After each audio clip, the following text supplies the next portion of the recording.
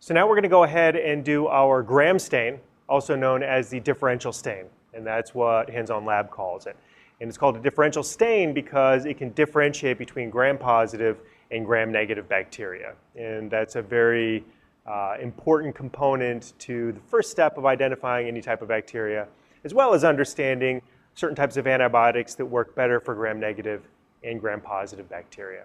So in addition to the crystal violet bottle that we used for the direct stain, we're then going to follow that up with a PVP iodine, and then the decolorizer, which is mainly alcohol, and then safranin. And so the crystal violet and the safranin are what gives it a differential stain. The crystal violet, at the end of the protocol, if a cell is purple, it is gram-positive. If a cell is pink from the safranin, that means it is gram-negative. Okay? And so you should tie this material in with the more lecture-type material to understand what's going on there. But I'm going to stay focused on the lab and not get too bogged down into getting excited and talking about gram-positive and gram-negative. Let's just get this done. Okay, so what we're doing now for this lab is we're going to go ahead and we're going to stain our 3 slides that we made from the aseptic technique lab. Okay, and so what I'm doing is I'm pulling out the first slide that was in my box. And so if we look at this up close, what we see is that where it says EC and SE, that is Escherichia coli and Staphylococcus epidermidis. And so which side is the side with the bacteria? This side or on the bottom? That's right. When we do this particular stain, when we made this slide, we went ahead and wrote this on the top. We flipped it over, and our bacteria is actually on the bottom. So when I look at this to stain it, my letters should be backwards because my bacteria are on top. Now, if you go through the staining procedure upside down, you'll look at the bacteria and you won't see anything, and then you'll investigate it and you'll realize that you goofed. And so that's really not a problem other than just kind of goofing up. So for the gram stain, what we're going to do is go ahead and put the crystal violet stain on first. And put enough on there so that it pretty much covers the circle. You don't want it sloppy going everywhere, but there's really no problem. And now we're going to go ahead and wait 60 seconds. So while we're waiting, I'll go ahead and talk about this just a little bit. So let's just kind of keep looking at the slide here, though. So right now, think about it. What's happening is crystal violet molecules are penetrating, and they're going inside the cell membranes of your cell. In this case, in E. coli and Staphylococcus epidermidis, they're penetrating the cell membrane. So in E. coli, since that's gram-negative, that would be the outer membrane, right?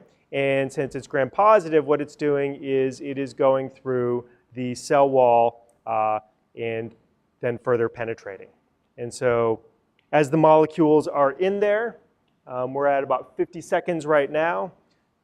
The next step is going to rinse these. And so what we're going to do is we're going to go ahead and rinse.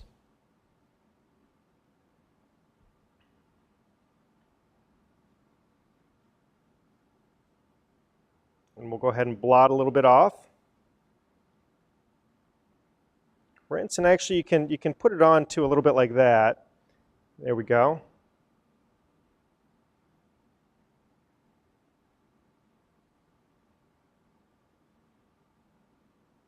Okay, and so now we're not seeing purple anymore.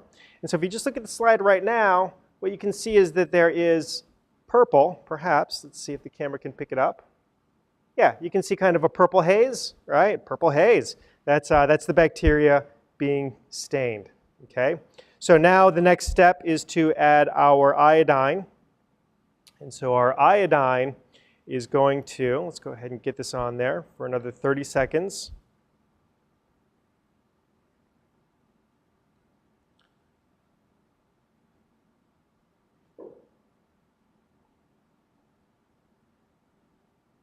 All right, and there we have it. So the iodine stays for 60 seconds as well. So I'm just checking my watch over there. And so now the iodine is also penetrating in. when it interacts with, when it bumps up against crystal violet, it will then interact with it. Crystal violet is positively charged, iodine is negatively charged, and what you have is you have a bunch of iodine molecules binding to the crystal violet and making the complex bigger. So big that it will be hard to pull out of certain types of cells, okay, and that will be gram-positive cells. So this crystal violet iodine complex that is forming right now gets so big that when we do our decolorization step, it will be very difficult for those to be pulled out of the gram-positive peptidoglycan wall because it is so thick. Okay, and so what we're talking about is the difference between the thickness of the peptidoglycan wall of the gram-positive compared to the gram-negative. So we need to wait that full 60 seconds. Okay, so now what we're going to do in between every step is a water rinse.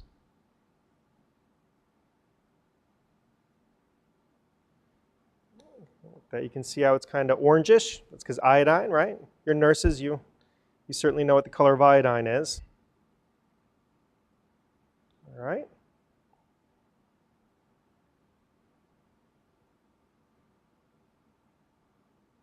All right. So now if we look at this, you may be able to see it a little bit darker. With my eyes right now, that's more of like a dark purple to a black. And that's because the crystal iodine complex is much darker than just the crystal violet by itself. So all those speckles right there, that's area where there's bacteria. Okay, so the next step then is the decolorization step. Okay, and so this decolorization step is a 30-second step.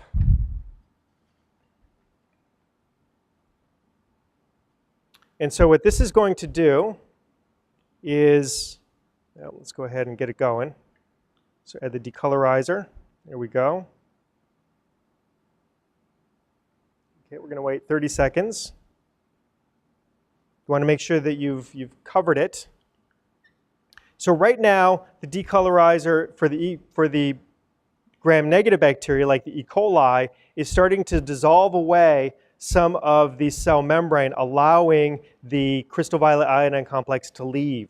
Whereas in the gram-positive cell, what is happening is the peptidoglycan cinches up really tight, and since they're so thick, the crystal violet iodine complex cannot physically get through the peptidoglycan wall. And so now it is time to rinse. And that's the step where if you had done it on the side with the marker, when you put the decolorizer on it, you would see that the marker is getting pulled off in big chunks. And what can happen, well, since it's on the other side, it's really not a problem.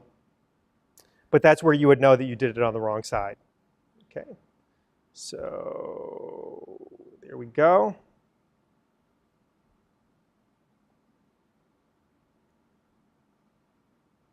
All right. And then our final step is to add our safranin.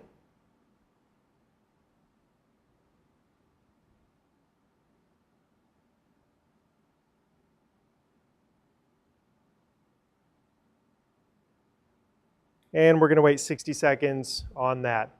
So right now, the safranin is doing exactly what the crystal violet originally did. It's just penetrating, and it's going to bind. So if it is gram-positive, it right now still has crystal violet and the iodine complex inside of it, and then you're just going to add a bunch of safranin, so it's going to be even darker. Whereas the gram-negative cells, before adding the safranin, there should be no color, and so they will uptake the pink color of the safranin, and the cells will end up looking pink. So when we're done and we look at this through microscopy, we should see that the E. coli cells are pink and the Staphylococcus epidermidis cells are purple.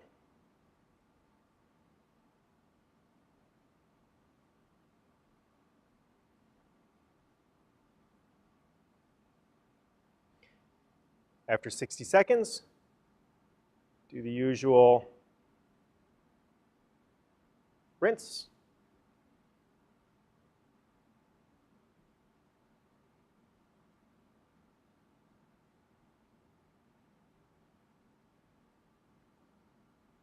There we have it.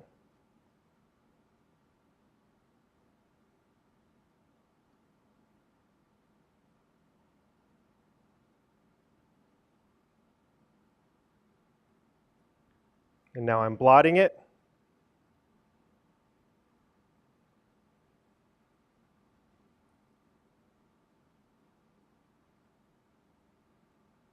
And so if you look at this now, let's see. We see that one of these circles has predominantly darkish purple spots, and the other one has more reddish pink spots. And so one is gram-positive and one is gram-negative. Now don't be fooled to be thinking that you're looking at an actual bacterial cell. Each one of those spots is hundreds of thousands or millions of cells clumped together. Okay, so that's why we need the microscope to actually look at them. So that is the gram-positive cell. In your lab instructions, it tells you to take a photo of the actual slide itself. So go ahead and do that, just like this. So if we looked at this, this would be a really good picture. And the only thing you would need is you would need some kind of identifier to show that it is yours. So you could put right on the slide your initials, or following the guidelines in the overall directions, you could go ahead and put it on a piece of white paper with your name, and that would be good enough. So that is a gram stain. So that shows you that this was probably a successful gram stain because we're seeing the appropriate colors. Now, if when you look at yours, you don't see any color at all, don't fret. Well, first make sure that your bacteria is on the right side. When you do the microscopy, that will tell you. Very faint purple, very faint pink means you probably did it well. If you have a big smear of purple, big smear of red, that means that you've got a whole lot of bacteria on that. And so that's one of the differences between, for example, the one you did where you took it directly from a plate. That is probably going to have a lot more color on it than the ones that we got from the broth. So what we're going to do now, the next step would be to go ahead and gram stain your other 2 slides, right? So this one is complete. You've already done the direct M from the mouth. And so now you're just going to go ahead and do the gram stain of the B and the P and the yeast, right? And so after you do that, you can go ahead and put them back in your box, and then you'll watch the microscopy video to see what's required there. So then the question is, what do you do with all this, right? Well, your regular lab cleanup, you know what to do, right? But this liquid, what are we going to do with this liquid, right? So now I told you that the bacteria were killed during the heat fix. And then when you add ethanol, anything that wasn't killed, although they should all be killed, should also kill it. But still, do we want to put this right down the drain? What do you think? No. Now this can go right down the drain. That's not a problem. And so, for example, here, I don't have my drain, so I can't do it on my sink. But what we're going to do for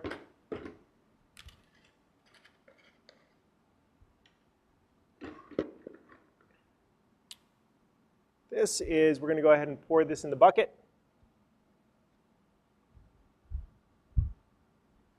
Go ahead and pour some full-strength bleach in this. Swirl it around.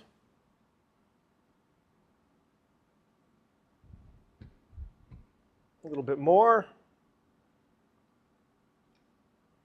Full strength, right? So that's destroying anything that might possibly be alive still. Okay?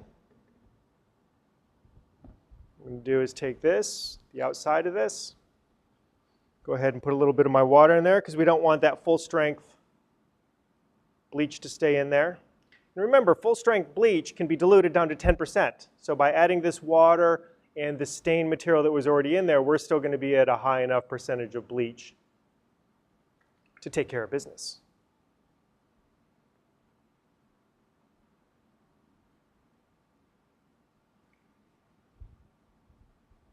Okay. And then, of course, we've got our Ziploc bag that we're putting all our blotting material in. I'm going to go ahead and just dry this out a little bit more.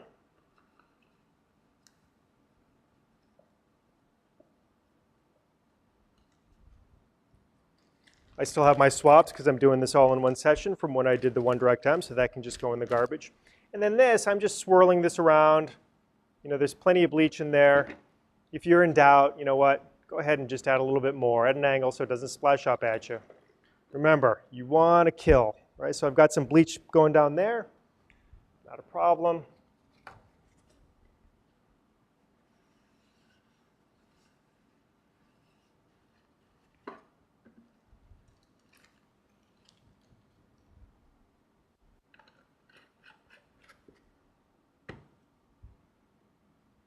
And this is just going to go down the toilet.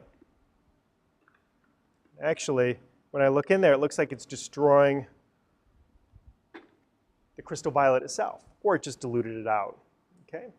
So for our materials, I like to go ahead and just put things back in a bag I've been working with. There we go. Make sure they're all nice and tight. It's our gram stain set up. And while I'm at it, if I want, I can go ahead and put my clips in there. And hey, this is what we use this for staining, right? So I can just go ahead and put that in there as well. And all of my staining materials are there, so I can go ahead and put this, after I ziplock it, back into my lab pack box. Same with this. And of course, we need to make sure that we clean everything down with our bleach.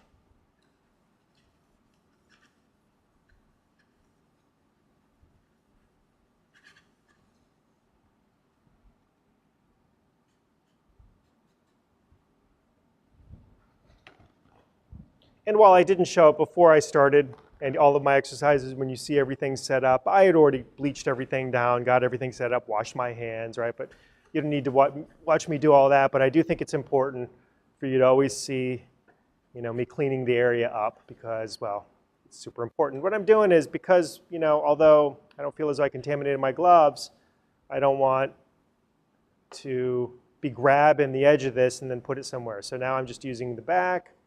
Go ahead and I'll put this over here where there's been no activity. I can go ahead and put my materials on it so I can put it back in my little cubby. The rest of this, I'm just going to go ahead and put in the bleach water. You could put down the sink. All right, and so I am now almost ready.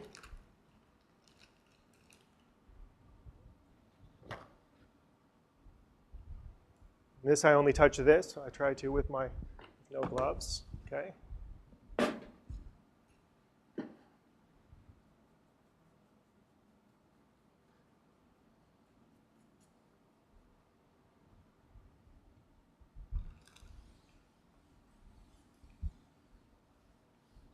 Lots of bleach. Let's kill anything. Even if you think you've been very careful, and look at what I did today. I mean, it's not even like we were working with, living microbes, except for what I pulled out of my mouth, but still, it's important to get in the habit of it. That's just good microbiology. And as we know, safety is the most important thing. All right. Go. Good to go. This can now go in the garbage. I will go ahead and put that bleach bucket down the toilet, and then I will wash my toilet, right, with cleaner and a brush. I'm putting this inside out. And again, my bin that I put this in,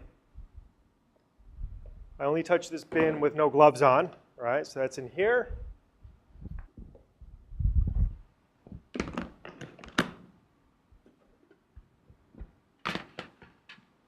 All right, that's it. I will go ahead and put this away. So the next thing you're going to be doing with these slides is microscopy. I hope you enjoy the gram stain. So again, I didn't do the other two slides. I will go ahead and do those. I didn't figure that you need to watch me do slide after slide. If you have a question about it, just rewind it. Watch me do it again. If you have any questions, post them to the lab discussion board. That's what it's there for. And happy gram staining.